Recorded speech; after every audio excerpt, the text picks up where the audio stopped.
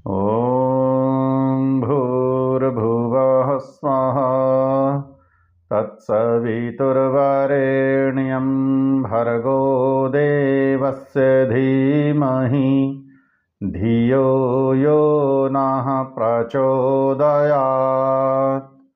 ओम। सभी को नमस्ते जी। आर्योद्देश्य रत्नमाला स्वाध्याय श्रृंखला में आप सभी का स्वागत है। आज हम सब क्रम संख्या 26 पर विचार करेंगे। विषय उपासना। कहते हैं जिस करके ईश्वर के ही आनंद स्वरूप में अपने आत्मा को मग्न करना होता है, उसको उपासना कहते हैं। उपासना का अर्थ ऋषि ने बताया कि जिससे अपने आत्मा को, स्वयं को परमेश्वर के आनंद ही में निमग्न करना होता है, उसी का नाम उपासना है।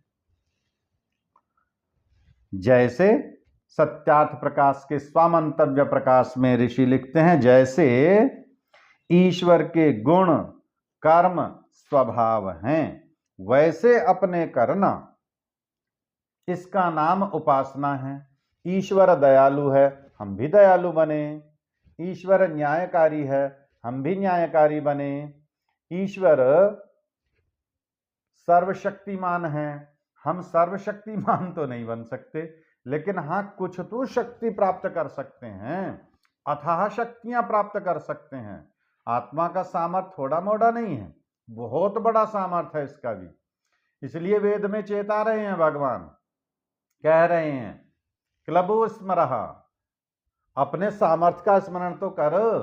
हनुमान जी को स्मरण करा रहे हैं जामवंत जी, का चुप साध रहा बलवाना। आपके पास तो बहुत अथाह बल है, कैसे चुप साध रहे हो? समुद्र पार चले जाओ और माता सीता का पता लेकर के आओ, तुम्हारे पास हैं ये ऐसी शक्तियां। वेद विद्या के प्रचार प्रसार के लिए कार्य चल रहा है और एक व्यक्ति को कहते हैं आपका तो सामर्थ्य है, आप कैसे शांत बैठे हो, चलो मेरे साथ, आप धन दीजिए, आपके पास बहुत धन संपत्ति है और यहाँ वेद विद्या के प्रचार प्रसार के लिए केंद्र बनाया जा रहा है, पुस्तकालय बनाया जा रहा है, आप भी उसमें दान कीजिए, आप कैसे शांत बैठे हो? तो ईश्वर के गुण कर्म स्वभाव जैसे हैं, वैसे वैसे अपने भी करना। ईश्वर को सर्वव्यापक और अपने को व्याप्य जान के ईश्वर के समीप हम और हमारे समीप ईश्वर है, ऐसा निश्चय योगाभ्यास से साक्षात्कार करना उपासना कहलाती है। ईश्वर कैसा? सर्वव्यापक है। ईशावास्यमिदं सर्वम यत्किंच जगत्याम जगत, इस संसार में जो कुछ भी है वह सब परमेश्वर से ही आच्छादित है, ढका हुआ है, अर्थात परमेश्वर इस सृष्टि के कण कण में विद्यमान है। वेन तत्पश्यत् निहितं गुहा सद्यत्र विश्वं भवत्येकनीडम् तस्मिन्निदं संच विचैति सर्वं स ओतः प्रोतश्च विभू प्रजासु। वो सब प्रजाओं में ओत प्रोत हो रहा है, समाया हुआ है, सर्वव्यापक है, और उसको सर्वव्यापक जानकर ऐसा अनुभव करते हुए कि परमेश्वर सब ओर से, सब स्थान से मुझे देख सुन जान रहा है, उससे नहीं छिप सकते हम, ऐसी भावना बना करके। और परमेश्वर है सर्वव्यापक और मैं कैसा हूं? व्याप्य। मैं परमेश्वर के अंदर ही हूं, परमेश्वर मेरे चारों ओर।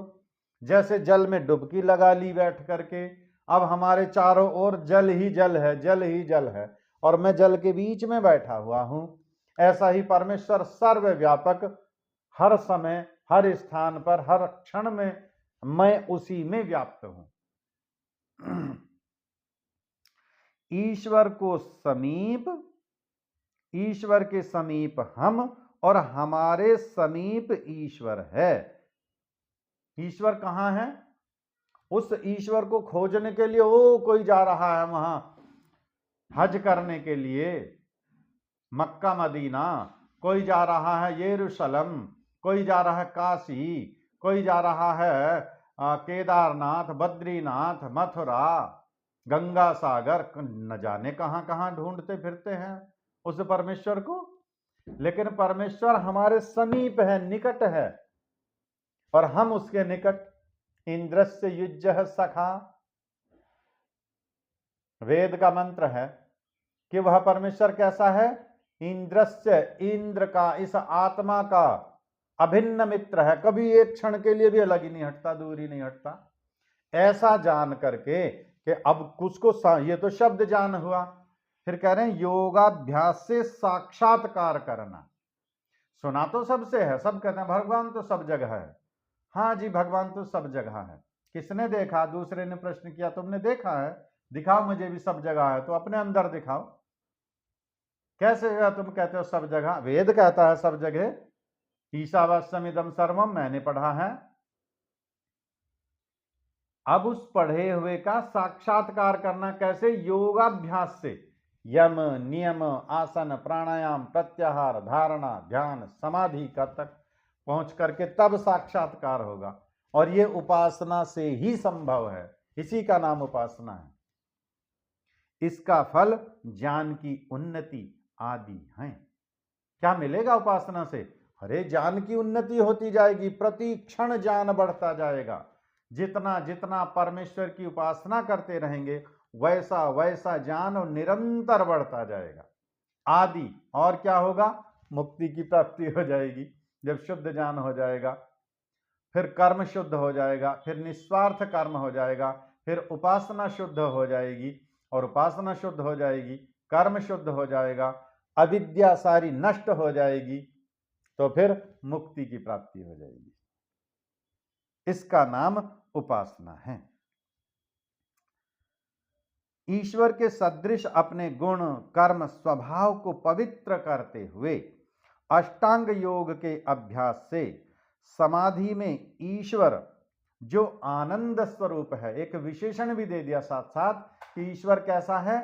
कहते हैं जो आनंद स्वरूप है, उसी में अपने को एक सा करते हुए आनंद में मग्न होने को उपासना कहते हैं। अब ये उपासना कब होगी? प्रातः सायं उपासना करेंगे, दिन में उपासना करेंगे, जब आपका समय हो तब उपासना कीजिए। उपासना का अर्थ है आनंद में मग्न होना, और परमेश्वर आनंद स्वरूप, ईश्वर जो कि आनंद स्वरूप है, उसके पास में दुख नहीं है, राग द्वेष नहीं है, ईर्ष्या नहीं है, मोह लोभ लालच कलह क्लेश नहीं है। आनंद ही आनंद है, आनंद ही आनंद है। उसी आनंद की हमें खोज है, उसी की हमें इच्छा है, तो उसको प्राप्त करने का नाम उपासना। और जब उपासना में बैठ गए, फिर कर्ज किसका देना है, किससे लेना है, किसका क्या करना, सब कुछ भूल गए। भूल गए तो चिंताएं सब समाप्त हो गई, राग द्वेष सब समाप्त हो गए। अब आनंद ही आनंद में मग्न है। इसी का नाम उपासना है। सभी का धन्यवाद, सभी को नमस्ते।